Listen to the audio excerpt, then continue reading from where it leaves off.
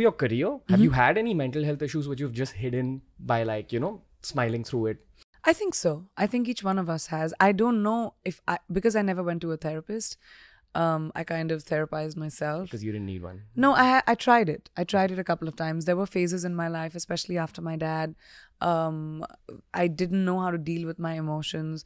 I was in a new country. I didn't know people. I was walking into meetings where people didn't know me. I was reintroducing myself at the age of 31, 32 after I had conquered another industry in India. So, all of those things added a lot of pressures on me, when you're starting all over again in another country where a culture is different, everything was different, and I was alone.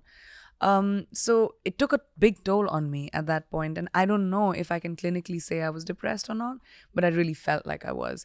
I tried to go to therapists, but because I didn't have the consistency of time, I didn't follow through.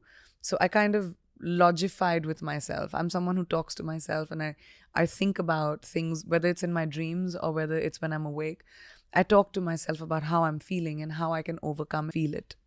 To accept it. To accept it. I think you have to reach a place of acceptance of the fact that it's okay to feel that way instead of beating yourself up about it. Did you also keep your mind busy with work? For a while, I did. And that was not the best decision.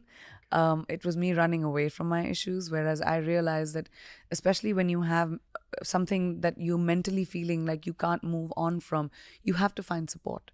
You have to find someone you can rely on. I relied a lot on my friends at that point. I chose, instead of being alone and dealing with it alone, I would go out, seek out people that actually care about me. And I think a lot of kids don't do that. Because of stuff we read and people's opinions that we read online, and trust me, no one has more opinions about about someone as they do about me. I get so many opinions from people, good, bad, ugly. Social media can be good and can be evil. If you focus on the good, the idea of social media was to get people together. It was never to make people feel like they are Targeted. they're targets.